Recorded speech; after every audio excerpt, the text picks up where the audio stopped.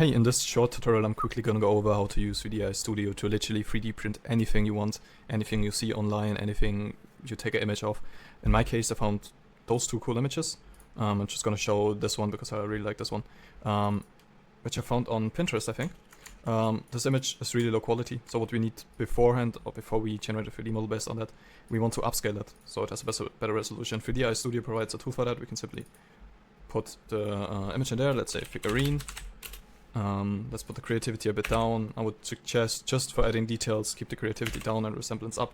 Let's hit upscale, but put the scale factor to 2 so it actually upscales the image. And now that usually takes 4 to 5 seconds. We can hit download, put the upscaled image into image to 3D right here, hit generate.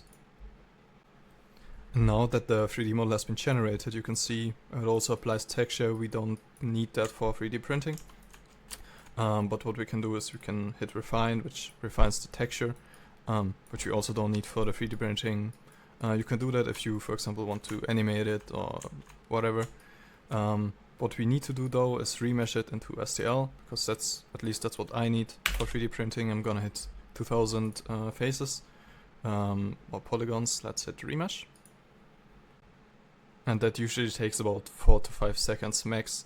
And once that is done, like right here, you can view it in your dashboard. Let's check for remesh models.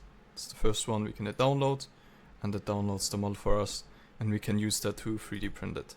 Now you can do that basically with any image you find online. Simply, if the image is low resolution, you can hit upscale, and then put it into image to 3D, or you can directly input it into image to 3D. Or you can also, there's like an image AI where you can generate images which you want to have. For example, you could generate an image of a stone golem which you want to 3D print, and then use that in the image to 3D to generate a 3D model, or use the text to 3D. But I would always recommend using the image to 3D because that's just more customizable and more predictable. Yeah, I hope you enjoyed this short tutorial, and happy printing.